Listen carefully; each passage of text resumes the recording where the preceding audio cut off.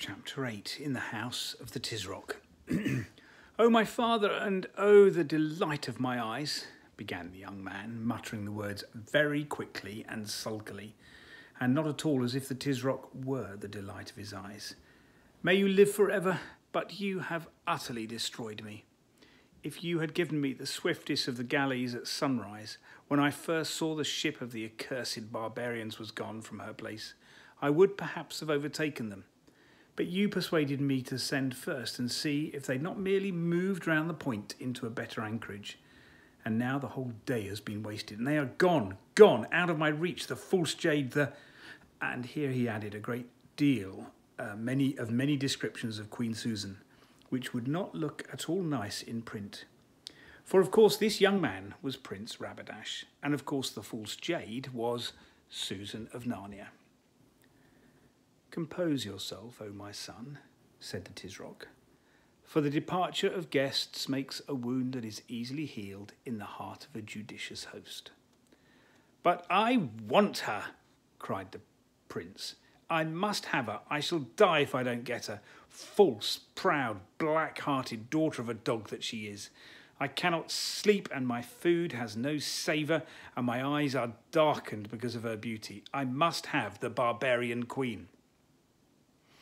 "How well it was said by a gifted poet," observed the vizier, raising his face in a somewhat dusty condition from the carpet, "that deep draughts from the fountain of reason are desirable in order to extinguish the fire of youthful love." This seemed to exasperate the prince. "Dog!" he shouted, directing a series of well-aimed kicks at the hindquarters of the vizier. "Do not dare to quote the poets to me. I have had maxims and verses flung at me all day, and I can endure them no more." I'm afraid Aravis did not feel at all sorry for the vizier.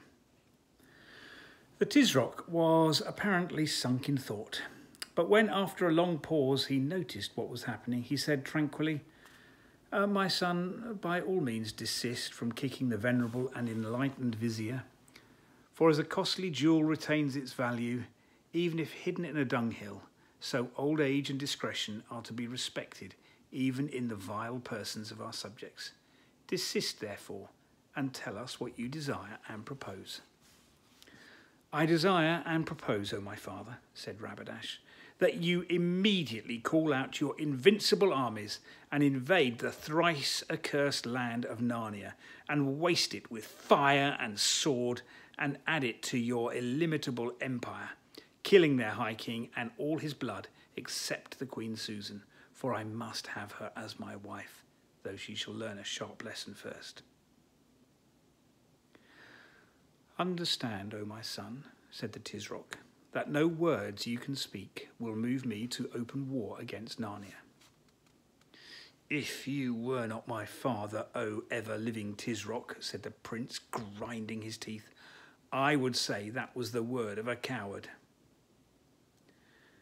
"And if you were not my son, O most inflammable Rabadash," replied his father, "your life would be short and your death slow when you had said it." The cool, placid voice in which he spoke these words made Aravis's blood run cold. "But why, O my father," said the prince, this time in a much more respectful voice, "why should we think twice about punishing Narnia, any more than hanging an idle slave or sending out a worn-out horse to be made into dog meat? It's not the fourth size of one of the least of your provinces. 1,000 spears could conquer it in 5 weeks. It is an unseemly blot on the skirts of your empire."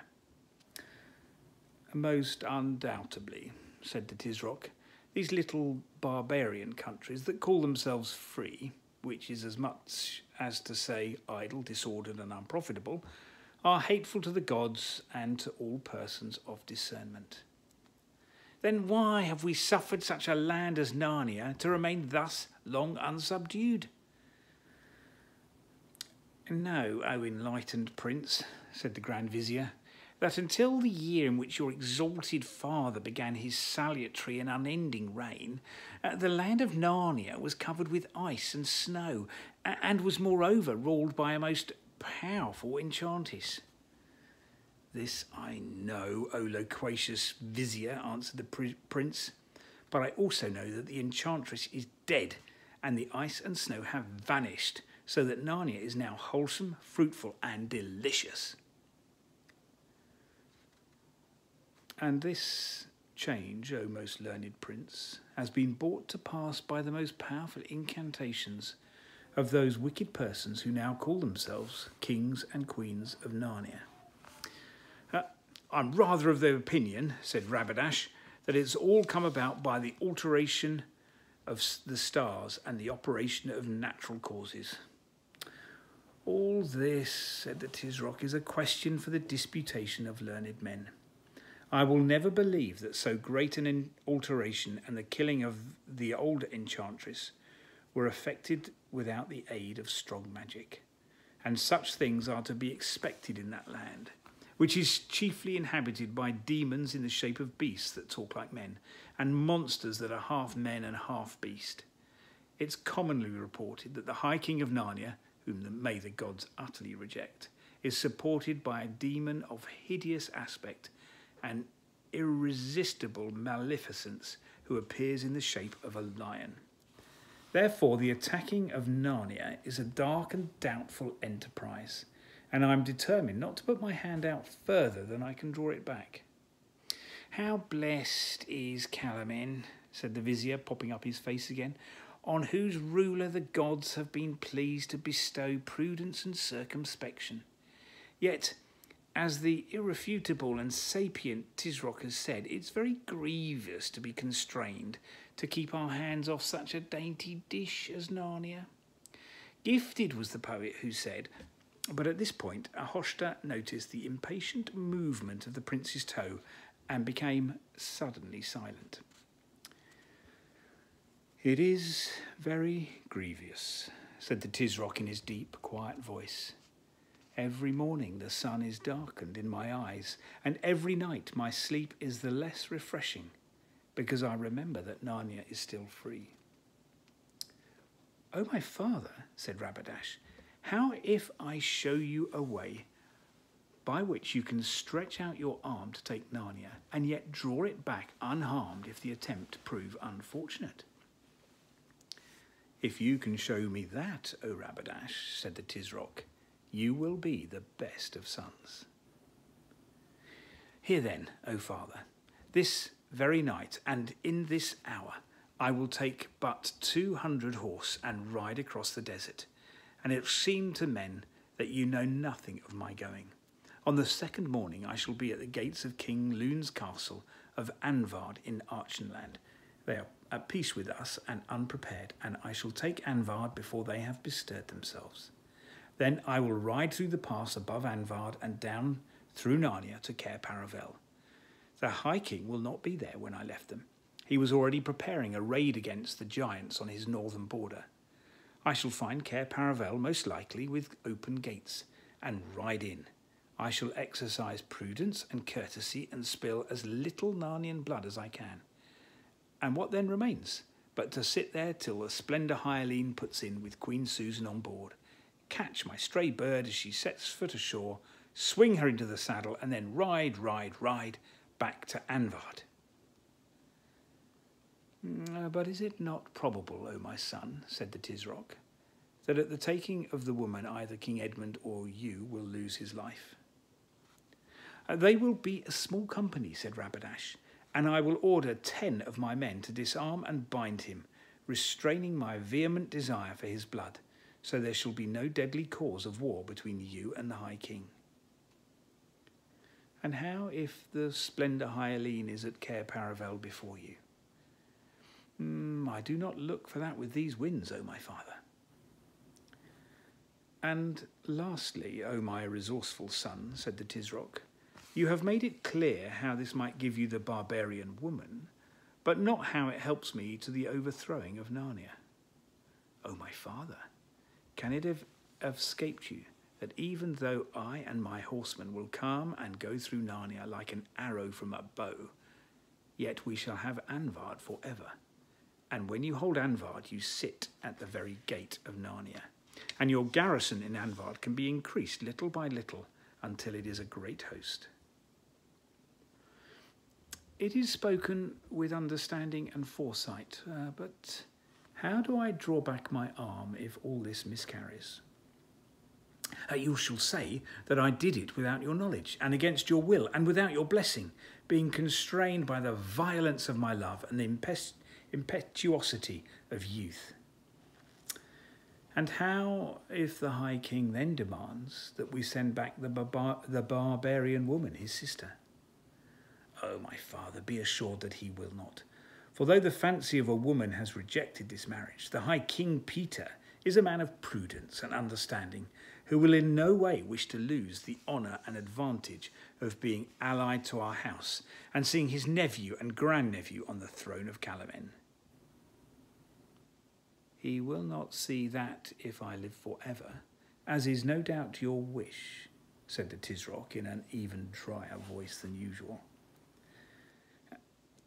And also, O my father, and O the delight of my eyes, said the prince after a moment of awkward silence, we shall write letters as if from the Queen, to say that she loves me and she has no desire to return to Narnia. For it is well known that women are as changeable as weathercocks, and even if they do not wholly believe the letters, they will not dare to come to Tashbaan in arms to fetch her. O enlightened vizier, said the Tisroc, bestow your wisdom upon this strange proposal. O eternal Tisroc, answered Ahoshta, the strength of paternal affection is not unknown to me, and I've often heard that sons in the eyes of their fathers are more precious than carbuncles.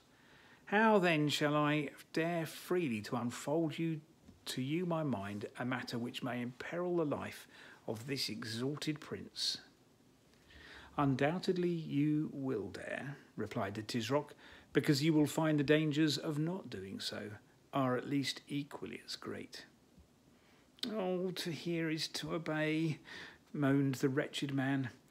Know then, O most reasonable Tisroc, in the first place, that the danger of the prince is not altogether so great as might appear. For the gods have withheld from the barbarians the light of discretion, as their poetry is not like ours, full of choice apothegms and useful maxims, but it's all love and war. Therefore nothing will appear to them more noble and admirable than such a mad owl. For the prince, at the word mad, had kicked him again. Desist, O my son, said the Tisroc, and you, estimable vizier, whether he desists or not, by no means allow the flow of your eloquence to be interrupted. For nothing is more suitable to persons of gravity and decorum than to endure minor inconveniences with constancy. To hear is to obey, said the vizier, wriggling himself round a little so to get his hinder parts further away from Rabadash's toe. Nothing, I say, will be as pardonable, if not estimable in their eyes, as this hazardous attempt, especially because it's undertaken for the love of a woman. Therefore, if the prince by misfortune fell into their hands, they would assuredly not kill him. Nay, it may even be that though he failed to carry off the queen, yet the sight of his great valour and the extremity of his passion might incline her heart to him. Hey, that's a good point, old babbler, said Rabadash. Very good, however it came into your ugly head. Oh, the praise of my masters is the delight of my eyes, said Ahoshta. And secondly, O Tisroc, whose reign must and shall be interminable, I think that with the aid of the gods it's very likely that Anvard will fall into the prince's hands, and if so, we have Narnia by the throat. There was a long pause, and the room became so silent that the two girls hardly dared breathe. At last, the Tisroc spoke. Go, my son, he said, and do as you have said, but expect no help or countenance from me. I will not avenge you if you are killed, and I will not deliver you if the barbarians cast you into prison. And if either in success or failure you shed a drop more than you need of Narnian noble blood, and open war arises from it, my favour shall never fall upon you again, and your next brother shall have your place in Calamen. Now, go. Be swift, secret, and fortunate. May the strength of Tash the inexorable, the irresistible, be in your sword and lance. To hear is to obey, cried Rabadash, and, after kneeling for a moment to kiss his father's hands, he rushed from the room. Greatly to the disappointment of Aravis, who was now horribly cramped, the Tisroc and the Vizier remained. "O Vizier," said the Tisroc, "it is certain that no living soul knows of this council we three have held here tonight."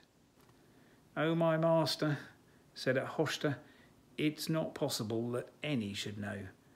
For that very reason I propose that you in your great wisdom agreed that we should meet here in the old palace where no council is ever held and none of your household has any occasion to come." "It is well," said the Tisroc. "If any man knew, I would see to it that he died before an hour had passed. And do you also, O prudent Vizier, forget it. I sponge away from my own heart and from yours all knowledge of the prince's plans. He's gone without my knowledge or my consent. I know not whither, because of his violence and the rash disobedient disposition of youth. No man will be more astonished than you and I to hear that Anvard is in his hands." "To hear is to obey," said Ahoshta. "That is why you will never think, even in your secret heart, that I am the hardest-hearted of fathers, who thus send my firstborn son on an errand so likely to be his death, pleasing as it must be to you who do not love the prince, for I see into the bottom of your mind." "O impeccable Tisroc," said the Vizier, "in comparison with you, I love neither the prince nor my own life, nor bread, nor water, nor the light of the sun." "Your sentiments," said the Tisroc, "are elevated and correct. I love none of these things in comparison with the glory and the strength of my throne. If the prince succeeds, we have Archenland, and perhaps hereafter Narnia. If he fails, I have 18 other sons, and Rabadash, after the manner of the eldest sons, was beginning to be dangerous. More than 5 Tisrocs in Tajban have died before their time because their eldest sons, enlightened princes, grew tired of waiting for their throne. He'd better cool his blood abroad than boil it in action here. And now, O excellent Vizier, the excesses of my paternal anxiety inclines me to sleep. Command the musicians to my chamber. But before you lie down, call back the pardon we wrote for the third cook. I feel within me the manifest prognostics of indigestion." "To hear is to obey," said the Grand Vizier. He crawled backwards on all fours to the door, rose, bowed, and went out. Even then, the Tisroc remained seated in silence on the divan, till Aravis almost began to be afraid that he had dropped asleep. But, at last, with a great creaking and sighing, he heaved up his enormous body, signed to the slaves to precede him with the lights, and went out. The door closed behind him. The room was once more totally dark, and the 2 girls could breathe freely again.